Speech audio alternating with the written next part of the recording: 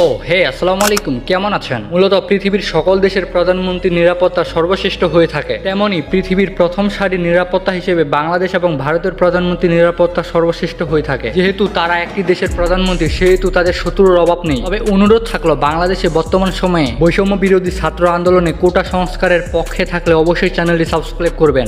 আর যদি সরকারের পক্ষে এবং ছাত্রদের বিপক্ষে থাকেন তাহলে অবশ্যই ভিডিওটি স্কিপ করার অনুরোধ করলাম। তবে ইনশাল্লাহ সামনের দিনগুলো ছাত্রদের জয় নিশ্চিত। আপনি অবশ্যই আজকের ভিডিওটি সম্পূর্ণ দেখবেন, কেননা এই আন্দোলনকে ঘিরে ভারত এবং বাংলাদেশের প্রধানমন্ত্রীদের নিরাপত্তা 3 গুণ বেশি বাড়িয়ে দেওয়া হয়েছে। চলুন নরেন্দ্র মোদী কাকু বনাম শেখ হাসিনা কাকে কার নিরাপত্তা বেশি দেখে আসি। তবে 2024-25 অর্থ বছরে তাদের নিরাপত্তা দেখে আপনার চোখ কপাল উঠতে অবশ্যই বাধ্য হবে। প্রথমত ভারতের প্রধানমন্ত্রী নরেন্দ্র মোদীর নিরাপত্তা এবং সিকিউরিটি দেখে আসি। ভারতের প্রধানমন্ত্রী নরেন্দ্র মোদীর নিরাপত্তা উন্নত এবং কঠোর অত্যন্ত, কেননা তিনি জঙ্গিদের টার্গেটে সব সময় থাকে। ভালো সিকিউরিটি মেনটেন না করলে এতদিন জঙ্গি গোষ্ঠীরা তাকে উপরেও পাঠাই দিত। তার সম্পূর্ণ নিরাপত্তা দায়িত্ব আছে স্পেশাল প্রোটেকশন গ্রুপ এসপিজি বাহিনীর উপর। এই বিশেষ দলটি নরেন্দ্র মোদীকে নিরাপত্তা দেওয়ার জন্য অত্যন্ত কঠোরভাবে প্রশিক্ষিত একটি বাহিনী। স্পেশাল প্রোটেকশন গ্রুপ নরেন্দ্র মোদীর সকল অনুষ্ঠান, আলোচনা সভা, ভ্রমণ নিরাপত্তা, প্রধানমন্ত্রীর চলাচল সকল কিছু নিয়ন্ত্রণ করে থাকে। এসপিজি গ্রুপের সদস্যরা সবসময় বিশ্বের অত্যাধুনিক সকল সরঞ্জাম ব্যবহার করে থাকে। এমনকি আপনি সোশ্যাল মিডিয়ায় দেখে থাকবেন প্রধানমন্ত্রীর আশেপাশে যে নিরাপত্তা কর্মীরা থাকে কালো সানগ্লাস পরে থাকে, কেননা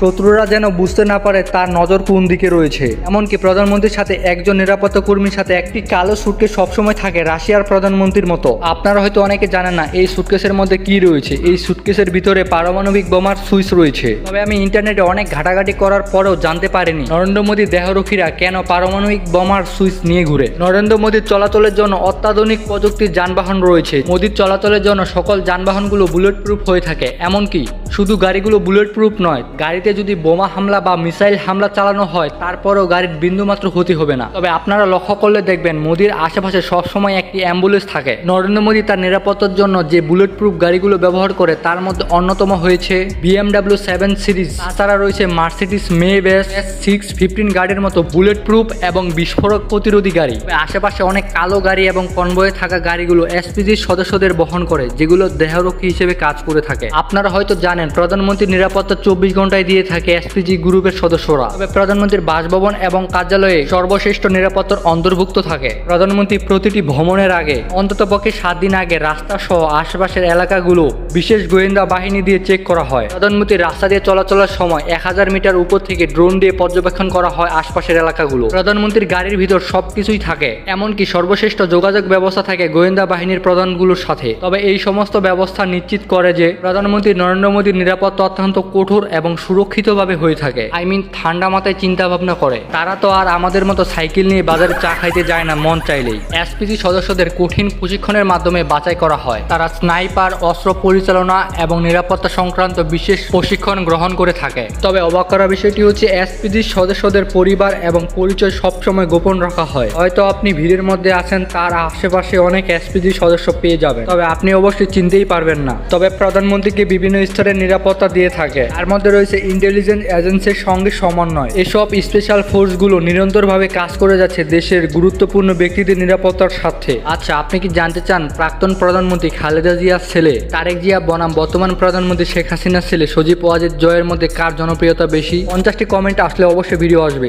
চলুন বাংলাদেশের প্রধানমন্ত্রী শেখ হাসিনার সিকিউরিটি সম্পর্কে জানি। প্রধানমন্ত্রী শেখ হাসিনা নিরাপত্তা ব্যবস্থা বাংলাদেশের সবচেয়ে উন্নত এবং উচ্চ পর্যায়ের হয়ে থাকে। প্রধানমন্ত্রীর সর্বশ্রেষ্ঠ নিরাপত্তার জন্য কাজ করে থাকে স্পেশাল সিকিউরিটি ফোর্স বা SSF। মূলত বাংলাদেশের স্পেশাল সিকিউরিটি ফোর্স শুধুমাত্র প্রধানমন্ত্রী এবং রাষ্ট্রপতির নিরাপত্তার দায়িত্বে থাকে। এই স্পেশাল সিকিউরিটি ফোর্স যে কোনো পরিস্থিতি মোকাবেলার জন্য সর্বশ্রেষ্ঠ প্রস্তুত গ্রহণ করে থাকে। এই SSF বাহিনীর সদস্যদেরকে সবকিছু গোপন তথ্য জেনে প্রাথমিকভাবে নির্বাচন করা হয়।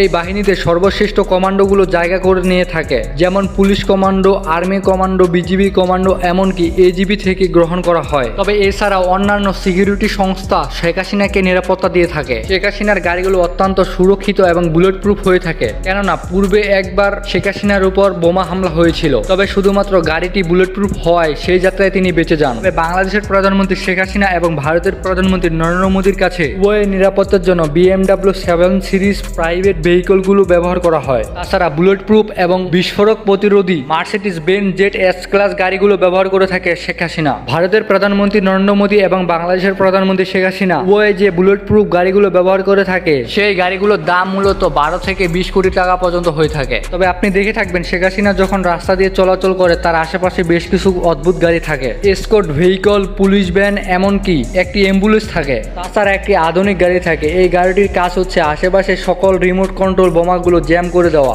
এমনকি যে অঞ্চল দিয়ে যাবে সেই অঞ্চলে নেটওয়ার্ক জ্যাম করে দেওয়া। তবে শেখ হাসিনা দেশ বিদেশ ভ্রমণ করার জন্য এমনকি বন্যার সময় বিভিন্ন ধরনের হেলিকপ্টার ব্যবহার করে থাকে। তবে সবচেয়ে সুরক্ষিত এবং আধুনিক হেলিকপ্টারগুলোর মধ্যে MI-171SH মডেলটি হেলিকপ্টারটি সবচেয়ে বেশি ব্যবহৃত হয়। এই অত্যাধুনিক হেলিকপ্টারটি সামরিক এবং বেসামরিক সকল কাজে ব্যবহৃত হয়। তবে এই হেলিকপ্টারটির বিকল্প হিসেবে দুটি হেলিকপ্টার ব্যবহার করে থাকে প্রধানমন্ত্রী শেখ হাসিনা। সেগুলোর মডেল হচ্ছে বেল 212 এবং বেল 412। প্রধানমন্ত্রী যে কোনো অনুষ্ঠান বা সভা করার জন্য বেশ কিছুদিন আগে থেকে গোয়েন্দা বাহিনীগুলো যে সেই স্থানগুলো পরিদর্শন এবং পর্যালোচনা করে তা স্পেশাল সিকিউরিটি ফোর্সের কাছে তথ্য দেয়। প্রধানমন্ত্রীর যাত্রাপথে প্রধানমন্ত্রী যে গাড়িতে রয়েছে তা বোঝা অত্যন্ত কষ্টকর, কেননা তার গাড়ির মতো অনেক গাড়ি থাকে আশেপাশে। তবে যাত্রাপথে তার নিরাপত্তার জন্য বিভিন্ন ধরনের যন্ত্রপাতি ব্যবহার করা হয়, যেমন ক্যামেরা, ড্রোন, এমনকি স্পেশাল গোয়েন্দা বাহিনীর মনিটরিং সিস্টেম। তবে এক কথায় আমরা বলতে পারি প্রধানমন্ত্রী শেখ হাসিনার নিরাপত্তার জন্য কোনো ছাড় দেওয়া হয় না। বর্তমান সময়ে তা বাড়িয়ে 3 গুণ করা হয়েছে কোঠা আন্দোলনের জন্য।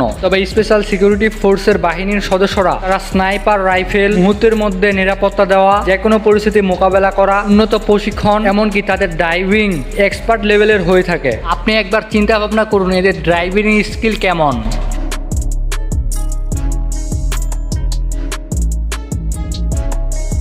তবে বাংলাদেশের স্পেশাল সিকিউরিটি ফোর্স বা SSF প্রধানমন্ত্রী শেখ হাসিনার নিরাপত্তা দিতে বড্ড পরিকর, এমনকি তার সাথে রাষ্ট্রপতি এবং বিদেশি কোনো মেহমানের নিরাপত্তা নিশ্চিত করে থাকে। তবে সর্বশেষে একটা কথাই বলতে চাই, বর্তমান সময়ে প্রধানমন্ত্রী তার পদক্ষেপের জন্য জনপ্রিয়তা হারাচ্ছে দিন দিন। তবে অনেক বুদ্ধিজীবীরা বলেছে বর্তমান আওয়ামী লীগের পক্ষ হয়ে ভারতের বিজেপি সরকার বাংলাদেশকে মদত দিচ্ছে। তবে সর্বশেষে একটা কথাই বলতে চাই, কোঠা সংস্কার আন্দোলনে আমার ছাত্র ভাইরা যারা প্রাণ দিয়েছে তাদেরকে যেন আল্লাহ তাআলা জান্নাতের উচ্চ মাকাম দান করেন। কমেন্ট বক্সে অবশ্যই সকলে আমিন বলে যাবেন। অনুরোধ থাকলো চ্যানেলটি সাবস্ক্রাইব করে এবং ভিডিওটি শেয়ার করার জন্য। সো হ্যালো বন্ধুরা, আপনি কি জানেন আদালত সিরিয়ালের কেডি পাঠক বনাম সিআইডি সিরিয়ালের এসিপি প্রদ্যমান তাদের প্রথম ভিডিওতে কার জনপ্রিয়তা বেশি ছিল? তাহলে এই ভিডিওটি দেখুন। সো ভিডিওটিতে অবশ্যই একটি লাইক দিন। সর্বশেষে একটি কথাই বলতে চাই, ধর্ম বর্ণ নির্বিশেষে সকলেই ছাত্র ভাইদের পক্ষ হন, এমনকি তাদের দাবি আদায়ে সাহায্য করুন। আর অবশ্যই এই ছাত্ররাই সুদূর ভবিষ্যতে বাংলাদেশকে নতুনভাবে বিশ্বের নেতৃত্ব দিবে। আর এটাও বাস্তব যে জালেমরা বেশি দিন টিকে থাকতে পারবে না। আমরা সবসময় সত্যের পথে ছিলাম, সত্যের পথে আছি এবং সত্যের পথেই কথা বলবো। চ্যানেল উপাতের পক্ষ থেকে আপনাদের প্রতিটি আন্দোলনকারী মানুষের প্রতি স্যালুট। আপনার প্রতিটি মতো অনেক অনেক ভালো কাটুক এই প্রত্যাশায় আজকের ভিডিওটি শেষ করতেছি। আল্লাহ হাফেজ। দেখা হবে অতি শীঘ্রই পরবর্তী কোনো ভিডিওতে।